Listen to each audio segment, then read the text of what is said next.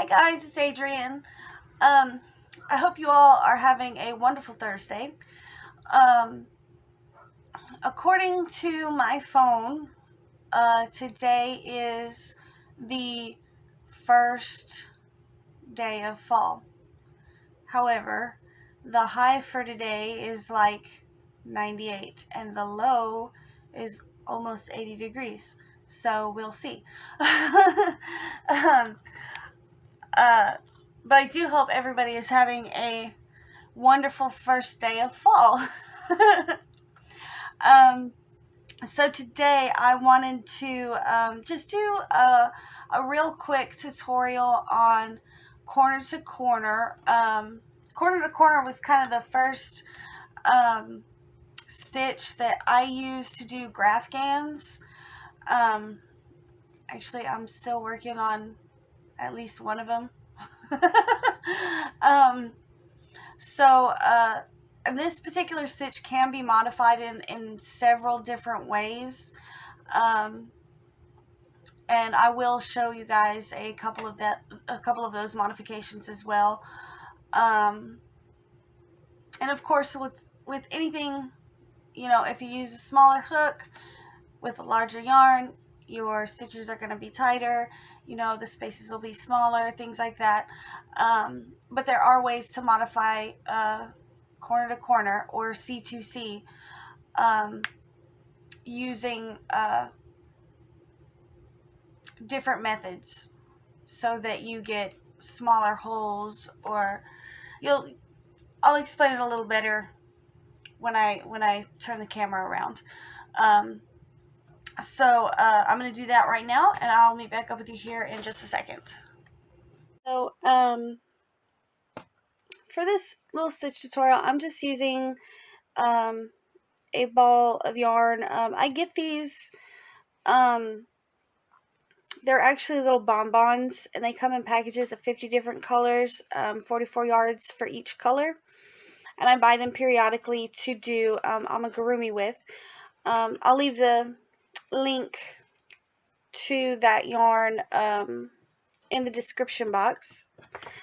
And then I'm using a 5mm hook. This is a Knitter's Pride Waves. I, in particular, really like these hooks because Kiwi can't chew them up. So the first thing we're going to do is, we're going to do a slip knot, get your hook, or your first loop on your hook, and you're going to chain up 6. 4, 5, 6. And you're going to double crochet into the 4th chain from your hook. 1, 2, 3, 4. We're going to double crochet into that chain. And we're going to double crochet into the next one.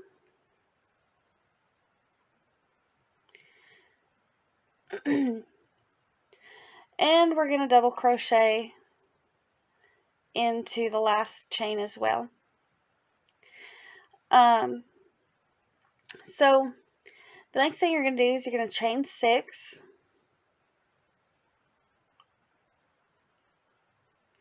And then you're going to double crochet into the 4th chain from your hook.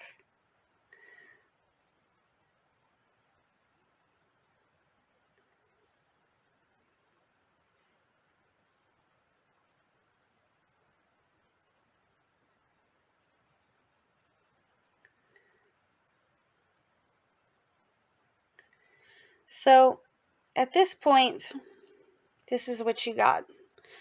Let me get some more yarn here.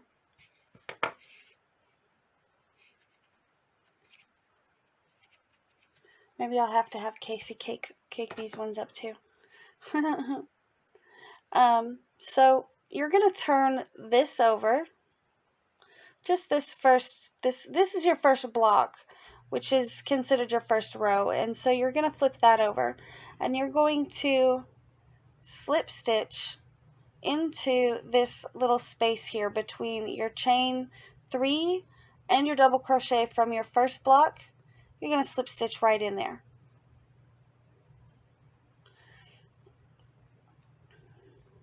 and then you're going to chain 3 and put 3 double crochet into this space here.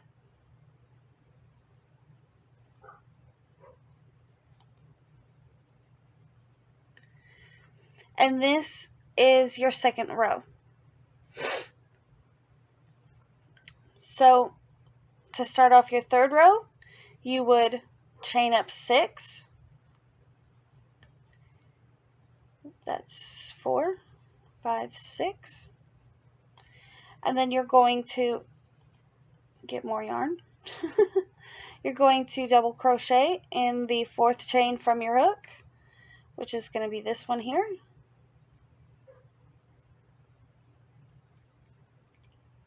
That's 1.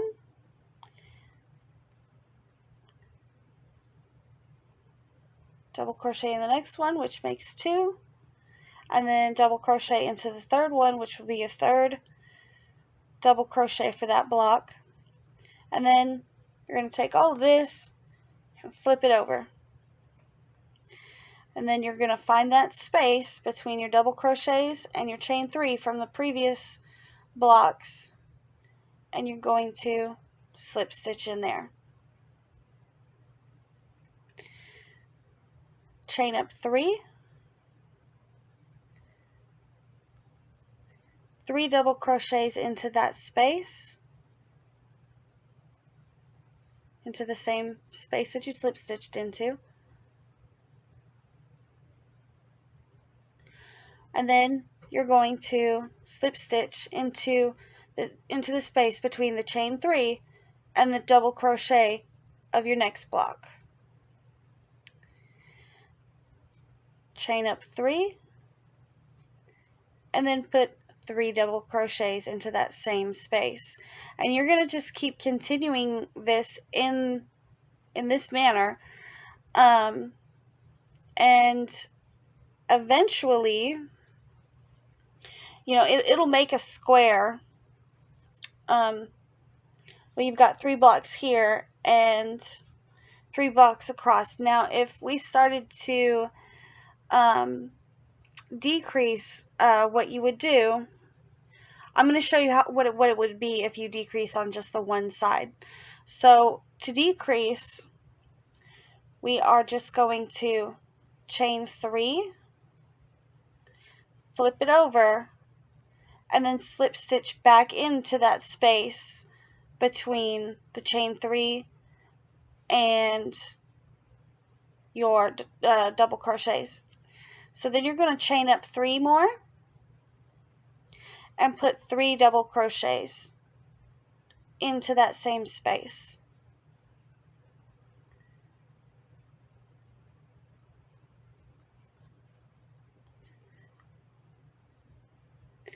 I hope I'm staying in frame, guys. I really, really do. Sometimes I have a tendency to, you know, go off frame or whatever. So you're going to slip stitch into the next space, the next chain 3 space, chain up 3,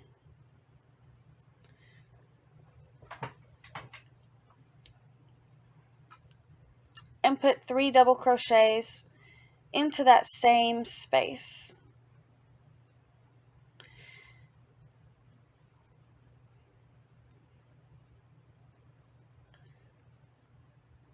And then slip stitch. Now,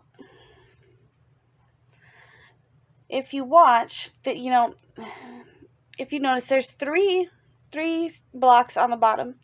This right here is technically your 4th row, but because we decreased right here, you're going to end up with 4 blocks on this side, which will give you a rectangled shape. And if you continue that way, you know, you can end up with a really, you know, large or whatever size you want, but I mean, it will come out to a rectangle. And what you would do is you would continue in that manner until the sides are the length that you would want, and then you would start decreasing on the other side as well. So for example, say we just want a 3x4 square. We want to start decreasing at this point. So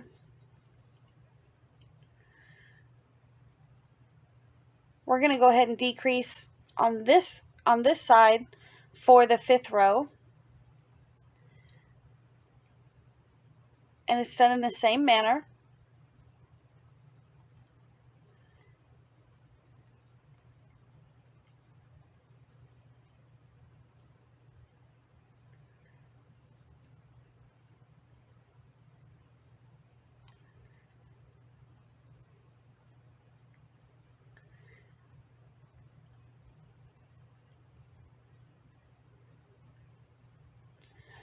And so if we start decreasing on both ends, each row, what's going to happen is we'll end up with the full rectangle. What happens is it'll go out this way, and then when you start decreasing at both ends, you'll start making the other half of the rectangle or square. So we're going to chain 3, and rather than make another block, we're just going to slip stitch into this one, and then see there's only space enough here for one more block.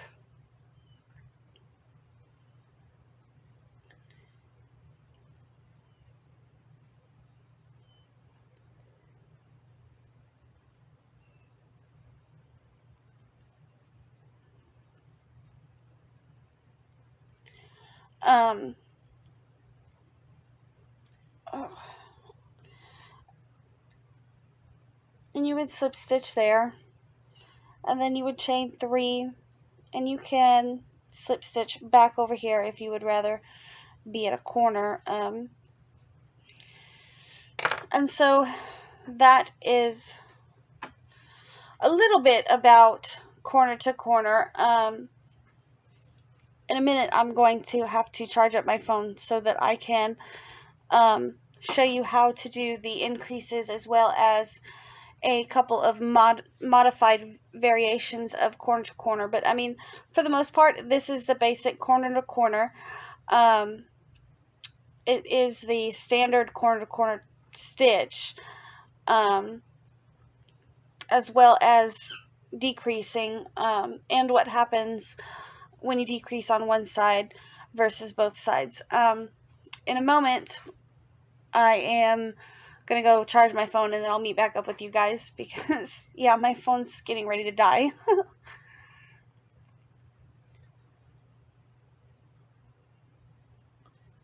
Alright, so I'm back, and as you can see, I have frogged back to just these first 3 rows.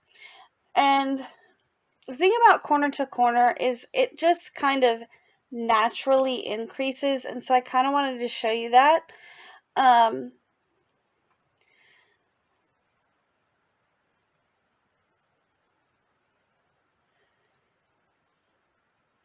4, 5, 6. And then I'm going to double crochet in the 4th chain from the hook. 1, 2, 3.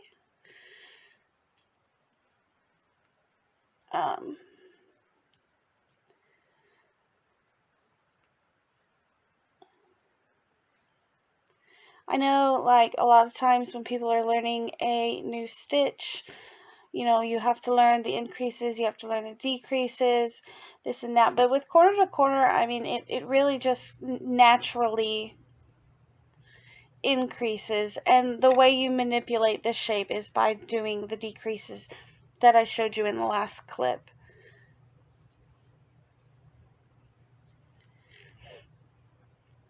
So I'm just going to go across here real quick.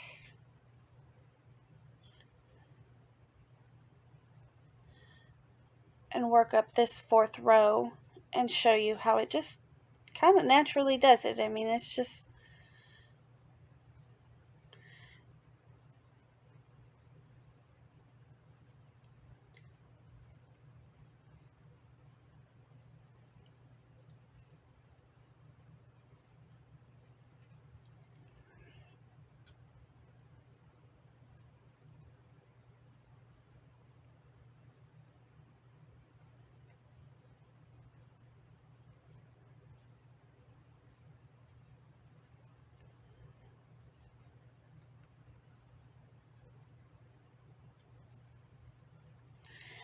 So now we have 4 blocks going across and 4 blocks going up. And then if you wanted a square, you would go ahead and decrease at this end as well as at this end. If you wanted a rectangle, you would decrease at just one end and increase at the other. So as far as modifications go, there are a lot of different corner to corner modifications or variations, whatever you want to call it. One of them that I use, I'm not really sure what it's called. I just know it's a variation of corner to corner. Instead of chaining 6 to start off with, I started doing this because I usually use corner to corner to make graph gans, and so to prevent to kind of make the holes smaller in between the blocks, that's why I started using this particular variation. So I would chain 5, and then I would work a double crochet into the 3rd chain from the hook.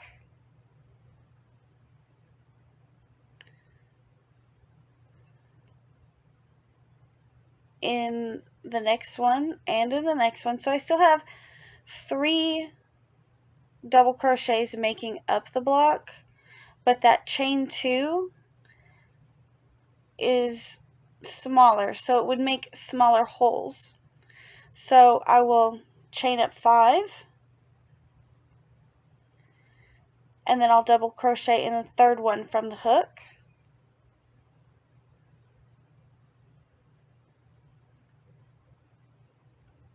The 3rd chain from the hook, as well as the 4th and 5th.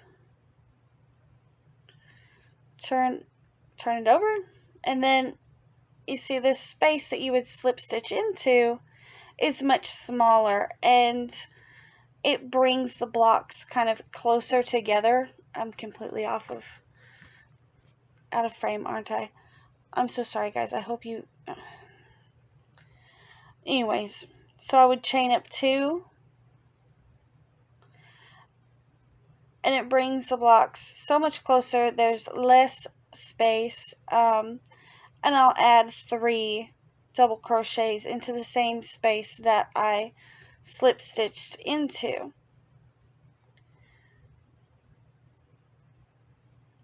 And then I'll chain 5,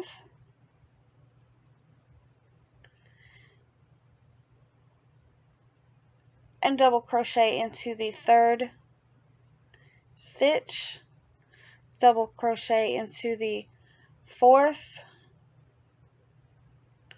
If I could keep a hold of my yarn over here. Turn my work, and then find that chain 2 space and slip stitch into the space between the double crochets and the chain 2 space. Chain up 2,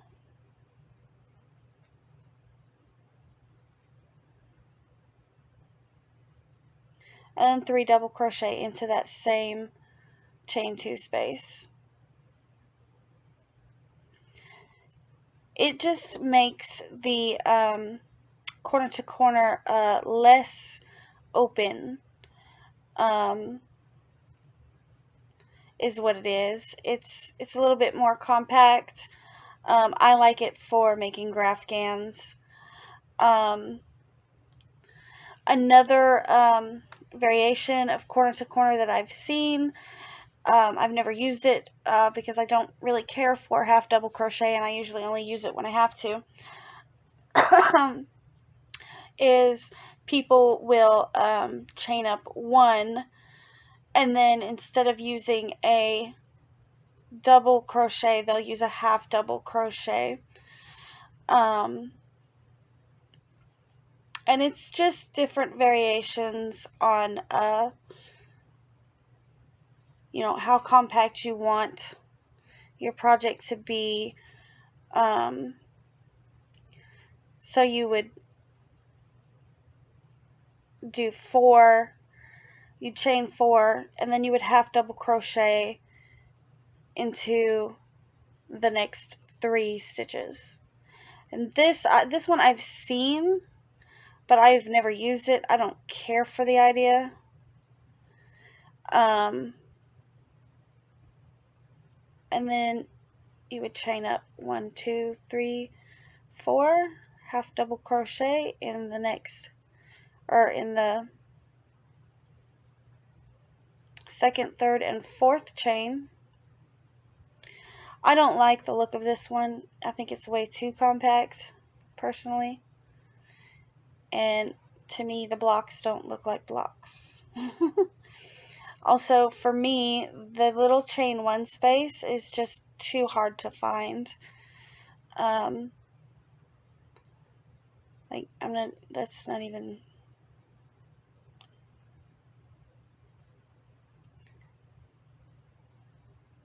And then you would...